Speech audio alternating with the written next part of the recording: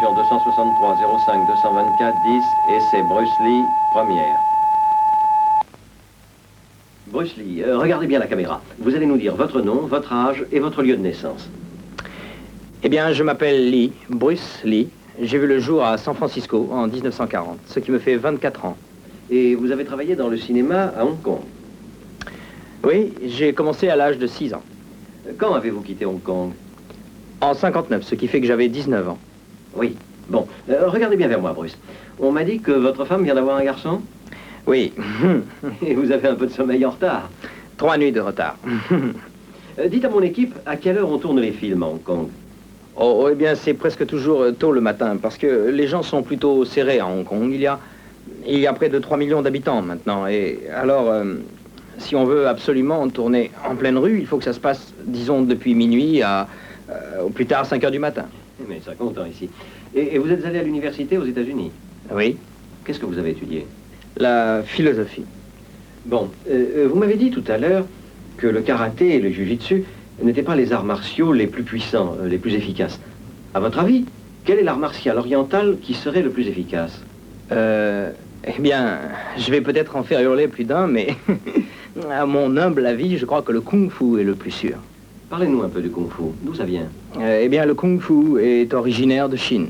Je dirais que c'est l'ancêtre du karaté et du jujitsu. Je pense que c'est l'art le plus complet, le plus coulant, le plus fluide. Enfin, je veux dire qu'il présente un enchaînement de mouvements et pas comme les autres, un mouvement, 2 mouvements et on arrête. Regardez bien la caméra, Bruce Lee. Vous m'avez dit qu'il y avait un rapport entre le kung-fu et un verre d'eau. Vous voulez nous expliquer ça? Eh bien, le kung-fu, oui, peut avoir un rapport avec un verre d'eau, c'est vrai. Pourquoi? Parce que l'eau est l'élément le plus doux qu'on puisse trouver au monde. Pourtant, l'eau pénètre les rochers les plus durs. Et le granit, le ciment, tout ce que vous voudrez.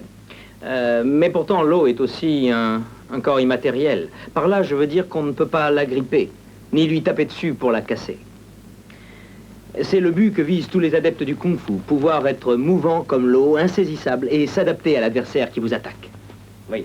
Et quelle différence y a-t-il entre un coup de karaté et un coup de kung-fu?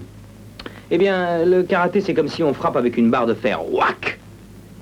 Le kung-fu, par contre, ce serait avec une chaîne de fer, avec à une extrémité une grosse bille d'acier et ça fait wang! Et ça atteint l'intérieur.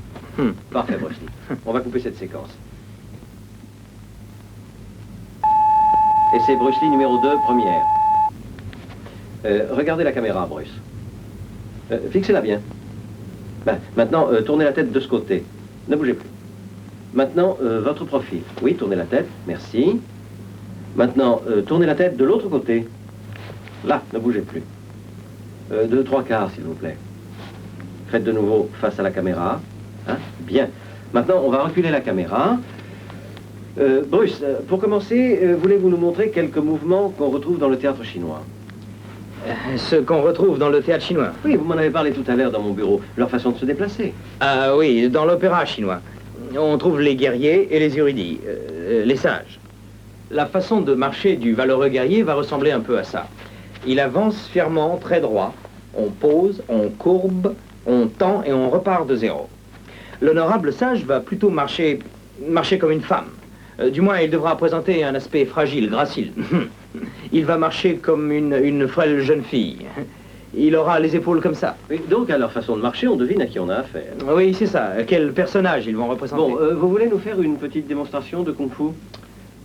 Oui, c'est difficile sans adversaire, mais je vais faire de mon mieux. Ah, attendez, on va vous trouver quelqu'un parmi nous. Charlie! Oui, ce serait mieux. Charlie, tu as le physique qu'il faut. Un accident est toujours possible, mais rassurez-vous. Il y a différentes façons d'attaquer. Tout dépend de l'endroit que vous visez. Et aussi de l'arme que vous voulez employer. Pour les yeux, il faut employer les doigts. N'ayez pas peur, je fais attention. Pour les yeux. Ou un coup direct au visage. Ça part de ce point. Et on frappe. Une seconde. On va déplacer la caméra pour mieux suivre la démonstration. Oui, voilà. Mets-toi comme ça, Charlie. Ensuite, on va courber le bras comme ceci, en étant bien d'aplomb sur ses pieds. On va frapper avec le poignet. Attendez, il faudrait peut-être que notre ami se recule un peu, j'ai plus pour rien. Allez-y, continuez. Ensuite, bien sûr, le kung-fu vous apprend aussi à être plus rusé que celui qui vous attaque. Il faut toucher partout, aussi bien là que par en dessous. vous en faites pas. Tournez-vous de l'autre côté, Bruce, s'il vous plaît. D'accord. Voilà, allez-y. Et qu'est-ce que je dois faire? Ce sont des réactions naturelles, des réflexes. Ah oui, quel réflexe. Il n'a pas commencé à bouger, vous êtes déjà revenu en position. Tournez-vous un peu, Bruce. Comme ça? Voilà. Les doigts pour les yeux. Il y a le poignet. Il y a le poignet suivi du coup par en dessous. Oh, bien sûr, on utilise les jambes, coup direct au corps, ou à la tête comme ça. Ou, si je peux me reculer un petit peu, on lui fait sauter la tête et on se replace. Très bien. Vous pouviez avoir peur. Mais non, il n'a pas peur, regardez-le.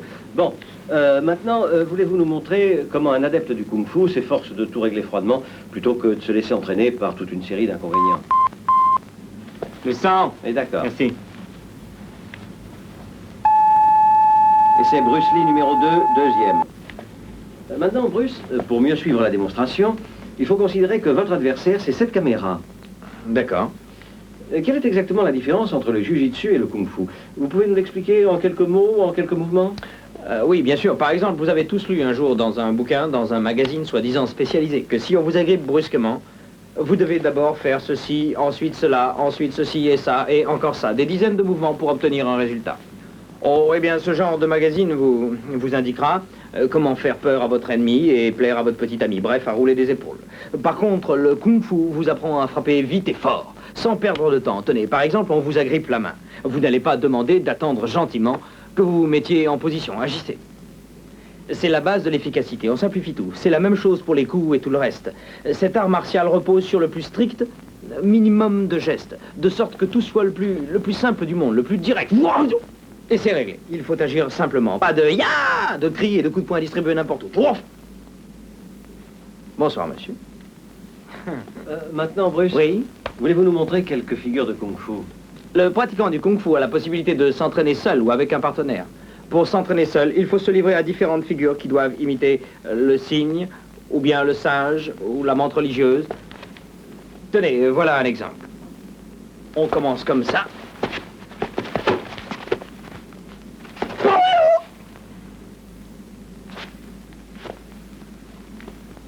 C'est un des différents mouvements aux figures du kung-fu. Montrez-nous encore une figure et ce sera terminé. D'accord, je ne suis pas mécontent d'entendre ça. Il y a la figure du tigre. On doit agir comme un tigre.